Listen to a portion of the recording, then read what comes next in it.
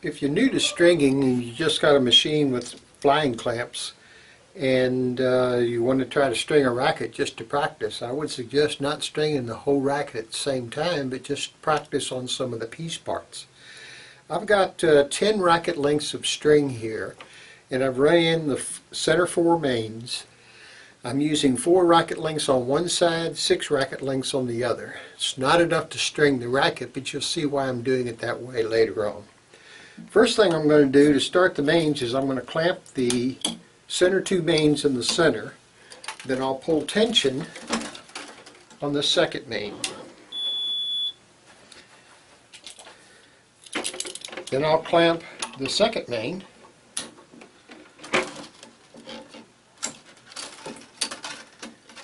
And pull tension on the third.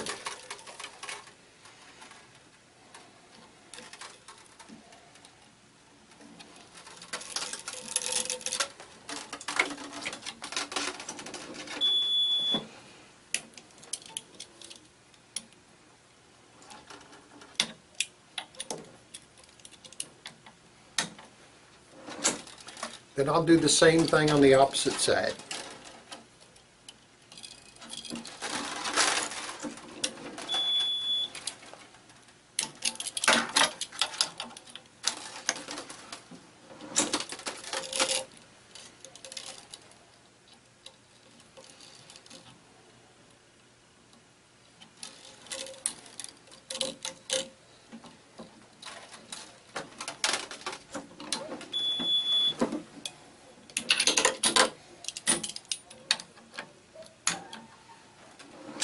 From this point now, you can continue stringing the rest of the mains, or you can take the flying clamps off, go back to your center 4 mains and start all over again until you become familiar with starting the mains. I just finished up on this side now, so what I'm going to do is I'm going to string 2 mains on this side and 2 mains on this side.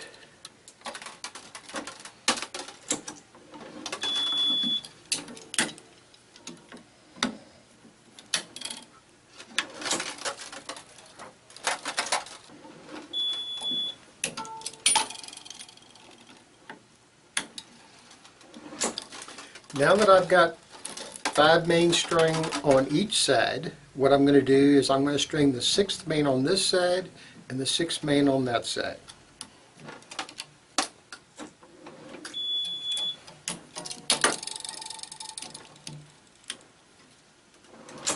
Alright, now is when my main skips come into play.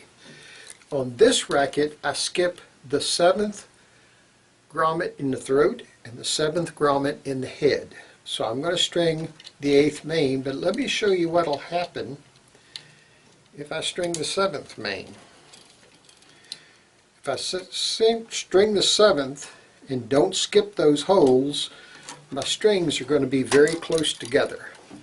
You can see here now that these 2 strings are closer together than these 2 strings. That's telling you that this hole right here is used for a cross and that hole is used for a cross.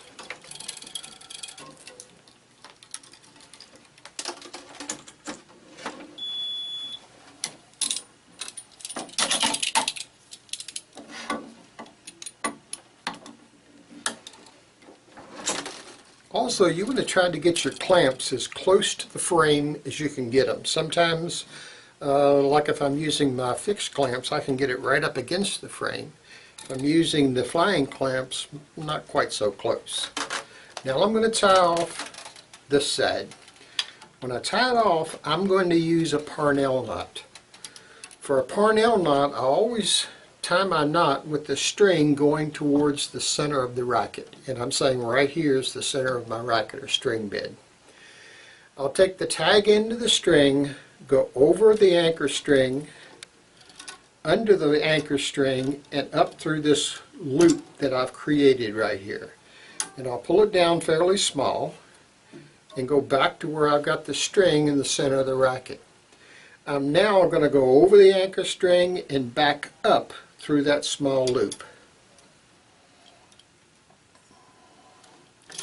Now I want the tag end to be pointing away from this center. I want the loop to be over here and the tag end to be over here. If I take this string and try to pull it like this, there's a pretty good chance that I could pull this string out of that loop, and if I do, it's going to mess up my knot. So what I'm going to do, or what I usually do, is I usually use a starting clamp. That way I can grab it right down by the center. I'll hold that tag end with my hand and I'll pull up on this string. When I pull up on it, I'm going to have a slow, continuous, steady pressure. Probably putting on about 10-15 pounds of pressure. Then I'll let it go and I'll pull this string up. On this string now, I'm not going to pull it anywhere near as tight. I'm just going to pull it up until my knot looks nice and neat and I've got the tail pointed the direction I want. While I'm holding pressure, I'll release my clamp. I'm going to go on and cut this tag end off and throw it away. On this side now, I'm going to do the same thing, only backwards. Okay?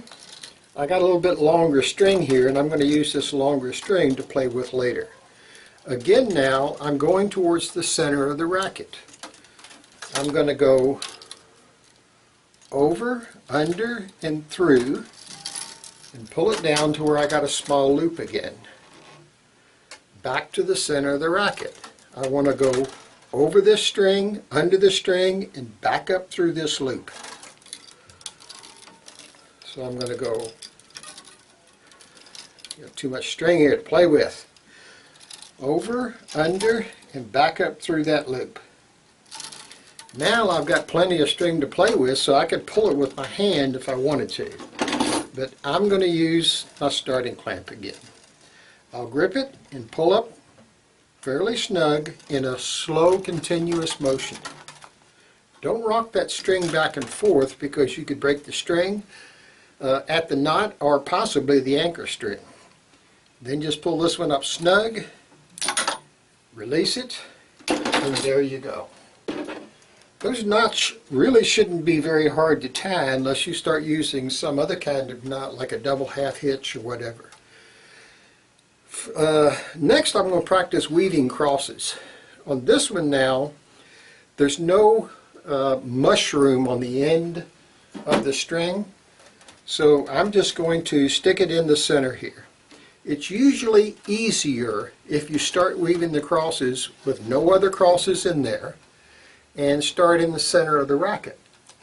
So just to become familiar with weaving crosses, that's where I'd start. The easiest way to do it is just have enough string to reach across the racket and use a needle and thread method to where you go down and I've got my string at an angle here now. You go down, push it up with your left hand and pull it up. Same thing and pull it up. Down, up, down, up, down, up, down, up, down, up. Alright? What I've done there is I went over the first string and under the last string.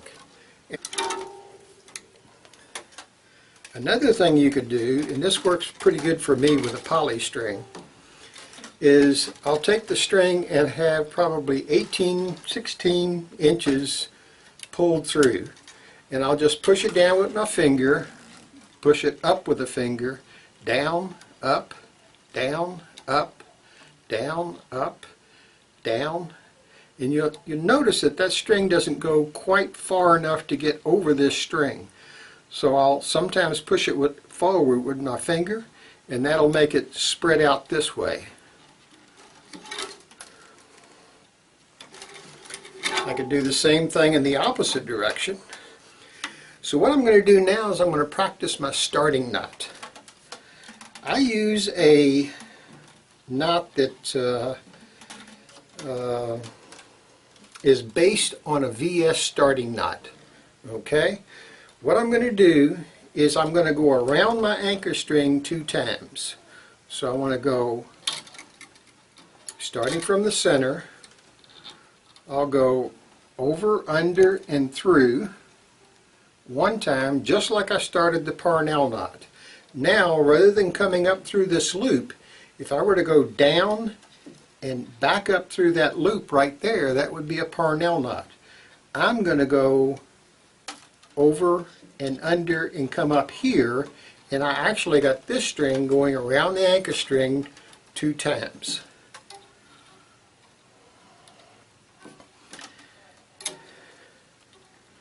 Alright, here's my 2 loops right here. This string right here is the string that came from the outside of the racket. Let me make it a little bigger. You see how that string is the first string? This is the second loop right here. I want to take my anchor string and go through both of those loops. Starting from the inside, I just go through both of the loops. Then I take the string that's coming in right here, and I take the right side and I'm going to pull up on it. You'll notice right here now, this knot is just an overhand knot right there, and it'll tighten up real easy. Then to tighten this string up, I just pull my starting knot from the outside. Then I can pull tension on that knot and it'll tighten up. If I wanted to, from this point right here now, I could pull tension on this second string and then clamp these 2 strings right here. Or I could practice more. Or I could run in a 3rd string. I don't know if I've got enough room to do that, but I'll try it.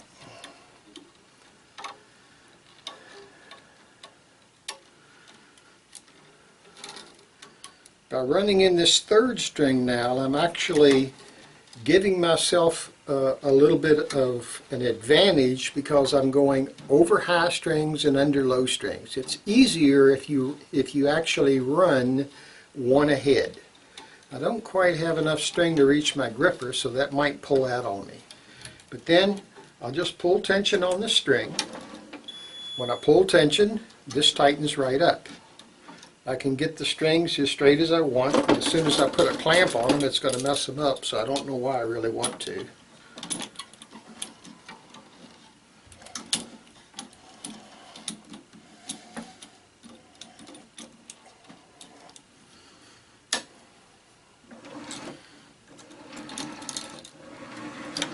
Alright, and then I'm going to go on to the other side and tight tension this 3rd string. When I tension this string, I remove this clamp and move the clamp down here.